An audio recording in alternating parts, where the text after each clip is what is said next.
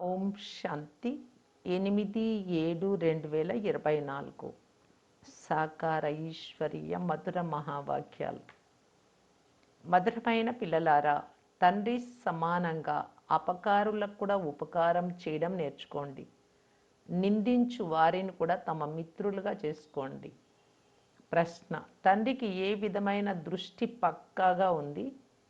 పిల్లలైన మీరు ఏ దృష్టిని పక్కా చేసుకోవాలి? జవాబు: సర్వాత్మలు నా పిల్లలు అను దృష్టి తండ్రికి పక్కాగా ఉంది కాబట్టి పిల్లలు పిల్లలు అని సంబోధిస్తూ ఉంటారు. మీరెప్పుడు ఎవ్వరిని పిల్లలు పిల్లలు అని సంబోధించలేరు. ఈ ఆత్మ నా సోదరుడు అను దృష్టి మీకు దృఢంగా ఉండాలి. సోదరాత్మ దృష్టి. సోదరాత్మని చూడు, సోదరాత్మతో మాట్లాడు. దీని ద్వారా ఆత్మిక ప్రేమ ఉంటుంది. వికారి ఆలోచనలు సమాప్తమైపోతాయి. నిందించు వారు కూడా మిత్రులుగా అయిపోతారు. ఓం శాంతి. ఆత్మిక తండ్రి కూర్చొని అర్థం చేయిస్తూ ఉన్నారు. ఆత్మిక తండ్రి పేరేమిటి? తప్పకుండా శివ అని అంటారు. వారు సర్వుల ఆత్మిక తండ్రి. వారిని భగవంతుడు అని అంటారు. పిల్లలైన మీలో కూడా నంబర్ వార్ పురుషార్థం అనుసారంగా తెలుసుకున్నారు. ఆకాశవాణి అని అంటారు కదా. ఇప్పుడు ఎవరి ఆకాశవాణి వినిపిస్తుంది? శివబాబాది. ఈ నోటిని ఆకాశ తత్వం అని అంటారు. అంటే ఆకాశ తత్వం నుండే సర్వాత్మల మాటలు వెలువడతాయి. ఇక్కడున్న ఆత్మలందరూ తమ తండ్రిని మర్చిపోయారు. అనేక విధాలుగా గాయనం చేస్తూ ఉంటారు, కానీ అర్థం ఏమీ తెలియదు. మహిమ ఇక్కడే చేస్తారు. సుఖంగా ఉన్నప్పుడు ఎవ్వరూ తండ్రిని స్మృతి చెయ్యరు. కోరికలన్నీ అక్కడ పూర్తి అవుతాయి. ఇక్కడైతే కోరికలు చాలా ఉంటాయి. వర్షాలు పడకపోతే యజ్ఞాలు చేస్తారు. అలాగని సదా యజ్ఞాలు చేస్తూ చేస్తే వర్షాలు కురుస్తాయి అని కాదు. ఎక్కడైనా కరువు కాటకాలు సంభవిస్తే భలే యజ్ఞాలు చేస్తారు. అయితే యజ్ఞము ద్వారా ఏమీ జరగదు. ఇది డ్రామా. ఆపదలు ఏవి రావాలో అవి వస్తూనే ఉంటాయి. ఎంతోమంది మనుషులు మరణిస్తారు. ఎన్నో జంతువులు మొదలైనవి మరణిస్తూ ఉంటాయి. మానవులు ఎంత దుఃఖితులవుతారు. వర్షాన్ని ఆపేందుకు కూడా ఏదైనా యజ్ఞం ఉందా? పూర్తి కుంభవృష్టిగా వర్షం కురిస్తే యజ్ఞం చేస్తారా? ఈ విషయాలన్నీ మీరు ఇప్పుడు అర్థం చేసుకున్నారు. ఇతరులకు ఏం తెలుసు? తండ్రి తానే స్వయంగా అర్థం చేయిస్తూ ఉన్నారు. మానవులు తండ్రిని మహిమ చేస్తారు మరియు నిందిస్తారు కూడా. విచిత్రంగా ఉంది కదా. తండ్రిని నిందించడం ఎప్పటి నుండి ప్రారంభమైంది? రావణ రాజ్యం ప్రారంభమైనప్పటి నుండి. ఈశ్వరుడిని సర్వవ్యాపి అని అనడం అన్నింటికంటే ముఖ్యమైన నింద. దీని వలనే దిగజారిపోయారు. నిందించే వారే మన మిత్రులు అనే గాయనం ఉంది. అందరికంటే ఎక్కువగా నిందించిన వారెవరు? పిల్లలైన మీరే. ఇప్పుడు మళ్ళీ మిత్రులుగా కూడా పిల్లలైన మీరే అవుతున్నారు. మొత్తం ప్రపంచమంతా గ్లాని చేస్తుంది. అందులో కూడా నంబర్ 1 మీరే. మళ్ళీ మీరే మిత్రులుగా అవుతారు. అందరికంటే సమీప మిత్రులు పిల్లలైన మీరే. మీరే నన్ను నిందించారు అని అనంతమైన తండ్రి అంటున్నారు. పిల్లలైన మీరే అపకారులుగా అవుతారు. డ్రామా ఎలా తయారు చేయబడి ఉంది? ఇవి విచార సాగర మథనం చేసే విషయాలు. విచార సాగర మథనం అంటే ఎంత మంచి అర్థం వస్తుంది. ఎవ్వరూ అర్థం చేసుకోలేరు. పిల్లలైనా మీరు చదువుకొని ఉపకారం చేస్తారు. యదా యదా హి ధర్మస్య అను గాయనం కూడా భారతదేశానికి సంబంధించినదే. ఆటను చూడండి ఎలా ఉందో. శివ జయంతి లేదా శివరాత్రిని కూడా జరుపుకుంటారు. వాస్తవానికి అవతారం ఒక్కటే. రాళ్ళు రప్పలలో కూడా అవతరించారు అనేసారని తండ్రి ఫిర్యాదు చేస్తున్నారు. గీతను పఠించువారు శ్లోకం చదువుతారు, కానీ మాకు తెలియదని అంటారు. ప్రియాతి ప్రియమైన పిల్లలు మీరే. బాబా ఎవరితో మాట్లాడుతున్నా పిల్లలు పిల్లలు అనే అంటారు. తండ్రికి సర్వాత్మలు నా పిల్లలు అనే దృష్టి పక్కా అయిపోయింది. పిల్లలు అనే పదం నోటి నుండి వెలువడేవారు ఎవ్వరూ ఉండరు. ఎవరు ఏ పదవి వారో ఏమిటో అని తెలుస్తుంది. అందరూ ఆత్మలే. అది కూడా తయారైన డ్రామా కాబట్టి దుఃఖం కానీ సంతోషం కానీ ఏమాత్రం ఉండదు. అందరూ నా పిల్లలే. కొందరు పాకి పని చేసేవారి శరీరాన్ని ధారణ చేశారు, కొందరు మరో శరీరాన్ని ధారణ చేశారు. పిల్లలు పిల్లలు అని పిలిచే అలవాటు అయిపోయింది. తండ్రి దృష్టిలో అందరూ ఆత్మలే, వారిలో కూడా పేదవారు చాలా ప్రియమనిపిస్తారు. ఎందుకంటే డ్రామా అనుసారంగా వారు నన్ను చాలా నిందించారు, ఇప్పుడు మళ్ళీ నా వద్దకు వచ్చారు. కేవలం ఈ లక్ష్మీ నారాయణలను మాత్రం ఎవ్వరూ నిందించరు. కృష్ణుణ్ణి కూడా చాలా నిందించారు. విచిత్రం కదా. కృష్ణుడే పెద్దవాడైన తర్వాత విష్ణువు నారాయణుడు అతన్ని నిందించరు. ఈ జ్ఞానం అర్థం చేసుకోవడం చాలా కష్టం. ఇలాంటి ముఖ్యమైన విషయాలు ఎవ్వరూ అర్థం చేసుకోలేరు. అర్థం చేసుకునేందుకు బుద్ధి బంగారు పాత్ర వలె కావాలి. అలా స్మృతి యాత్ర ద్వారానే అవ్వగలదు. ఇక్కడ కూర్చున్న యథార్థంగా స్మృతి చేయరు. మనము అతి చిన్న ఆత్మలము. స్మృతి కూడా బుద్ధి ద్వారా చెయ్యాలి అని అర్థం చేసుకోరు. ఇది బుద్ధిలోకి రాదు. ఇంత సూక్ష్మమైన చిన్న ఆత్మ మన తండ్రి కూడా అయ్యారు, టీచర్ కూడా అయ్యారు అని బుద్ధిలోకి రావడం కూడా అసంభవం అవుతుంది. బాబా బాబా అని అంటారు. దుఃఖంలో అందరూ స్మృతి చేస్తారు, సుఖంలో ఎవ్వరూ స్మృతి చేయరు అని భగవాను వాచ కదా. స్మృతి చేయాల్సిన అవసరమే ఉండదు. ఇక్కడైతే ఎంతో దుఃఖము, ఎన్నో ఆపదలు మొదలైనవి సంభవిస్తాయి. భగవంతుడా దయ చూపండి, కృప చూపండి అని స్మృతి చేస్తారు. ఇప్పుడు పిల్లలుగా అయిన తర్వాత కూడా దయ చూపండి, కరుణ చూపండి, శక్తినివ్వండి అని వ్రాస్తూ ఉంటారు.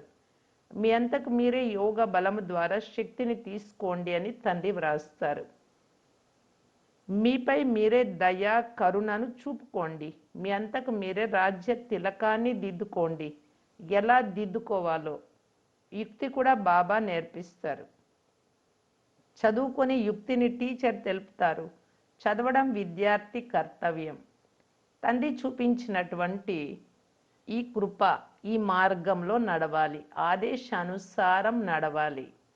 ఆశీర్వాదం చేసేందుకు, కృప చూపించేందుకు టీచరు గురువు ఏమీ కాదు.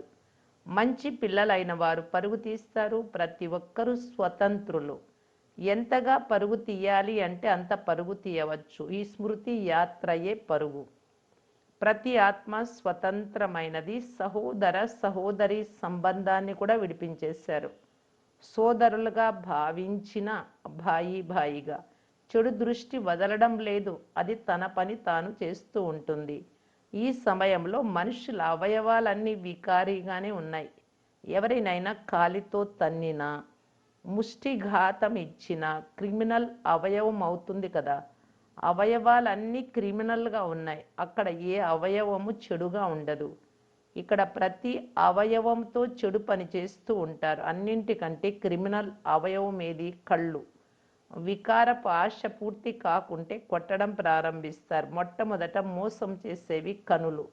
అందుకే సూరదాస్ కథ కూడా ఉంది. శివబాబా అయితే ఏ శాస్త్రాలను చదవలేదు. ఈ బ్రహ్మబాబా చదివాడు. శివబాబాను జ్ఞానసాగరులు అని అంటారు. శివబాబా ఏ పుస్తకాన్ని తీసుకోరు, చదవరు అని మీకు తెలుసు. నేను జ్ఞానసాగరుడను, బీజ రూపుడను. ఇది సృష్టి రూపీ వృక్షం. దీని రచయిత తండ్రి బీజం. బాబా అర్థం చేయిస్తూ ఉన్నారు. నా నివాస స్థానం మూలవతనంలో ఉంది. ఇప్పుడు నేను ఈ శరీరంలో విరాజమానమై ఉన్నాను. మరెవ్వరూ నేను ఈ మనుష్య సృష్టికి బీజ రూపమని చెప్పలేరు. నేను పరంపిత పరమాత్మను అని ఎవ్వరూ చెప్పలేరు. బుద్ధివంతుల ఎదుట ఎవరైనా ఈశ్వరుడు సర్వవ్యాపి అని చెప్తే, ఏమిటి మీరు కూడా ఈశ్వరుడా అని వెంటనే అడుగుతారు. మీరు అల్లా సాయినా? సాధ్యమే లేదు. కానీ ఈ సమయంలో బుద్ధిమంతులు అలా అడిగేవారు ఎవ్వరూ లేరు. అల్లా గురించే తెలియదు. స్వయమే నేను అల్లాను అని చెప్పుకుంటారు. వారు కూడా ఆంగ్లంలో, ఇంగ్లీష్లో ఓమ్నీ ప్రజెంట్ అని అంటారు. అర్థం చేసుకొని ఉంటే ఎప్పుడు అలా అన్నారు. పిల్లలు ఇప్పుడు శివబాబా జయంతి అంటే నూతన విశ్వపు జయంతి అని తెలుసుకున్నారు. అందులో పవిత్రత, సుఖ శాంతులు అన్నీ వచ్చేస్తాయి. శివ జయంతియే కృష్ణ జయంతి, అదే దసరా జయంతి. శివ జయంతియే దీపావళి జయంతి. శివ జయంతియే స్వర్గ జయంతి. ఇందులో అన్ని జయంతులు ఇమిడి ఉన్నాయి. ఈ క్రొత్త విషయాలన్నీ తండ్రి కూర్చొని అర్థం చేయిస్తారు. శివ జయంతి అంటే శివాలయ జయంతి, వేశ్యాలయ వర్ధంతి, మరణదినం. ఈ క్రొత్త విషయాలను తండ్రి కూర్చొని అర్థం చేయిస్తూ ఉన్నారు. శివ జయంతియే నూతన విశ్వ జయంతి. విశ్వంలో శాంతి నెలకొనాలి అని కోరుకుంటారు. మీరెంత బాగా అర్థం చేయించినా మేల్కోరు. అజ్ఞాన అంధకారంలో నిద్రించి ఉన్నారు కదా, భక్తి చేస్తూ మెట్లు క్రిందకు దిగుతూ ఉంటారు. తండ్రి చెప్తున్నారు, నేను వచ్చి అందరికీ సద్గతినిస్తాను. స్వర్గ నరకాల రహస్యాన్ని తండ్రి పిల్లలైన మీకు అర్థం చేయిస్తారు. మిమ్ములను నిందించే వార్తాపత్రికల వారికి వ్రాయండి, మమ్ములను నిందించే వారే మా మిత్రులు, మేము మీకు కూడా తప్పకుండా సద్గతిని కలుగజేస్తాం. మీరు ఎంత కావాలో అంతగా నిందించండి. స్వర్గం అంటే ఏమిటో, నరకం అంటే ఏమిటో కూడా తెలియదు. స్వయం ఈశ్వరుని నిందిస్తారు. మమ్ములను నిందిస్తే ఏమైంది, మేము తప్పకుండా మీకు సద్గతిని కలగజేస్తాం. మీకు ఇష్టం లేకపోయినా ముక్కుతో పట్టుకొని తీసుకెళ్తాం. ఇందులో భయపడే విషయమే లేదు. ఏది చేస్తారు, కల్పకృతం కూడా చేశారు, మేము బ్రహ్మకుమారీలము, అందరి సద్గతి చేస్తాము అని బాగా అర్థం చేయించాలి. అబలలపై అత్యాచారము కల్పకృతం కూడా జరిగింది, కానీ ఇది పిల్లలు మర్చిపోతారు.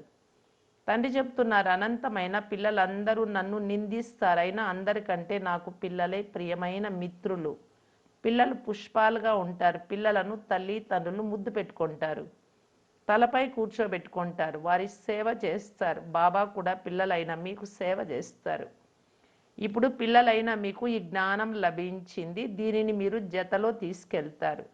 ఎవరైతే తీసుకోరో వారికి కూడా డ్రామాలో పాత్ర ఉంది, వారు అదే పాత్రను అభినయిస్తారు.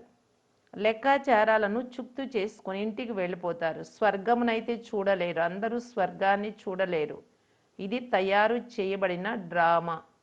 లెక్కలేనన్ని పాపాలు చేస్తారు, వచ్చేది కూడా ఆలస్యంగానే. తమో ప్రధానమైన వారు చాలా ఆలస్యంగా వస్తారు. ఇది కూడా బాగా అర్థం చేసుకోవాల్సిన రహస్యం. మంచి మంచి మహారథులపై కూడా గ్రహచారం కూర్చున్నప్పుడు వెంటనే వారికి కోపం వచ్చేస్తుంది, తర్వాత లెటర్ కూడా వ్రాయరు. బాబా కూడా అటువంటి వారికి మురళి పంపడం ఆపేయండి అని చెప్తారు. అలాంటి వారికి తండ్రి ఖజానా ఇచ్చిన లాభం ఏముంది, మళ్ళీ కళ్ళు తెరుచుకుంటే తప్పు జరిగిపోయిందని చెప్తారు. కొందరైతే లెక్కే చెయ్యరు. ఇంత అజాగ్రత్తగా ఉండరాదు. చాలామంది తండ్రిని స్మృతి కూడా చెయ్యరు, ఎవ్వరిని తమ సమానంగా కూడా చెయ్యరు. లేకుంటే బాబా అనుక్షణము మిమ్మలను స్మృతి చేస్తున్నాము అని తండ్రికి వ్రాయాలి. కొందరైతే ఫలానా వారిని అడిగినట్లు చెప్పండి అని అందరి పేర్లు వ్రాస్తుంటారు. ఇది సత్యమైన స్మృతి కాదు, అసత్యము నడవదు. రోజు రోజుకు బాబా గుహ్యమైన విషయాలు అర్థం చేస్తూ ఉంటారు. దుఃఖపు కొండలు విరిగి పడనున్నాయి. సత్యుగంలో దుఃఖం పేరు కూడా ఉండదు. ఇప్పుడు ఇది రావణ రాజ్యం. మైసూర్ మహారాజ్ కూడా రావణుడి దిష్టి బొమ్మను మొదలైనవి తయారు చేయించి దసరా చాలా వైభవంగా జరుపుతుంటారు. రాముణ్ణి భగవంతుడని అంటారు. రాముని సీత దొంగలించబడింది. వారు సర్వశక్తివంతులైనప్పుడు సీతను ఎలా దొంగలించగలరు? ఇదంతా మూఢనమ్మకం. ఈ సమయంలో ప్రతి ఒక్కరిలో 5 వికారాల మురికి ఉంది. భగవంతుణ్ణి సర్వవ్యాపి అని అనడం చాలా పెద్ద అసత్యం. అందుకే తండ్రి యదా యదాహి అని చెప్తారు. నేను వచ్చి సత్యఖండాన్ని, సత్యధర్మాన్ని స్థాపన చేస్తాను. సత్యుగమును సత్యఖండం అని, కలియుగమును అసత్యఖండం అని అంటారు. ఇప్పుడు తండ్రి అసత్యఖండమును సత్యఖండంగా తయారు చేస్తారు. మంచిది. మధురాతి మధురమైన అపురూపమైన పిల్లలకు మాతాపిత బాప్ దాదాల ప్రియ స్మృతులు మరియు గుడ్ మార్నింగ్. ఆత్మిక పిల్లలకు ఆత్మిక తండ్రి నమస్తే. ధారణ కొరకు ముఖ్య సారం. ఫస్ట్ పాయింట్, ఈ గుహ్యమైన లేక కఠినమైన జ్ఞానమును అర్థం చేసుకునేందుకు బుద్ధిని స్మృతి యాత్ర ద్వారా బంగారు పాత్రగా చేసుకోవాలి. స్మృతి పరుగు తీయాలి. సెకండ్ పాయింట్, తండ్రి ఇచ్చే సూచనలపై నడుచుకొని చదువును శ్రద్ధగా చదువుకొని తమపై తాము దయ లేక ఆశీర్వాదాలను చూపుకోవాలి.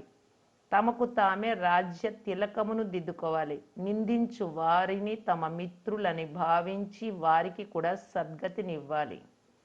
వరదానము, పరంధామము నుండి అవతరించి అవతారంగా ఈ సేవ చేసే సాక్షాత్కార మూర్తభవ. ఎలాగైతే తండ్రి సేవ కొరకు వతనం నుండి క్రిందికి వస్తారో అలా నేను కూడా సేవ చేసేందుకు వతనం నుండి వచ్చాను అని అనుభవం చేసి సేవ చేస్తే సదా అతీతంగా తండ్రి సమానంగా విశ్వానికి ప్రియంగా అవుతారు. పైనుండి క్రిందికి రావడం అనగా అవతారంగా అయ్యి అవతరించి సేవ చేయడం. అవతారం రావాలి, మమ్మల్ని జతలో తీసుకెళ్ళాలి అని అందరూ కోరుకుంటారు. ఇప్పుడు మీరు సత్యమైన అవతార మూర్తులు, అందరినీ ముక్తిధామానికి మీ జతలో తీసుకెళ్తారు. ఎప్పుడైతే అవతారమును అని భావించి సేవ చేస్తారో అప్పుడు సాక్షాత్కార మూర్తులుగా అవుతారు మరియు అనేక మంది కోరికలు పూర్తి అవుతాయి. స్లోగన్: మీకు ఎవరైనా మంచిది ఇచ్చినా చెడ్డది ఇచ్చినా మీరందరికీ మాత్రం స్నేహమే ఇవ్వాలి, సహయోగం ఇవ్వాలి, దయ చూపించాలి. ఓం శాంతి. అవ్యక్త ఇషారా. పరోపకారం యొక్క భావనతో సంపన్నులై అపకారులకు కూడా ఉపకారం చేయడం గురించి బాప్దాదా తెలియజేస్తూ ఉన్నారు. ఎవరు ఎలాంటి ఆత్మ మీ సంపర్కంలోకి వచ్చినా, సతోగుణీలు కావచ్చు, తమోగుణి ఆత్మలు కావచ్చు, అందరి పట్ల శుభచింతక్ అనగా అపకారులకు కూడా ఉపకారం చేసేవారు మీరు. ఎప్పుడే కానీ ఏ ఆత్మ పట్ల కూడా చెడు దృష్టి ఉండరాదు. ఎందుకంటే మీకు తెలుసు వారు అజ్ఞానానికి వశీభూతులు అనగా ఏమీ తెలియని చిన్న పిల్లల వంటి వారు. ఏమీ తెలియని పిల్లలు ఏ పని చేసినా కోపం రాదు, ఇంకా వారిపైన దయా స్నేహం కలుగుతుంది. ఓం శాంతి.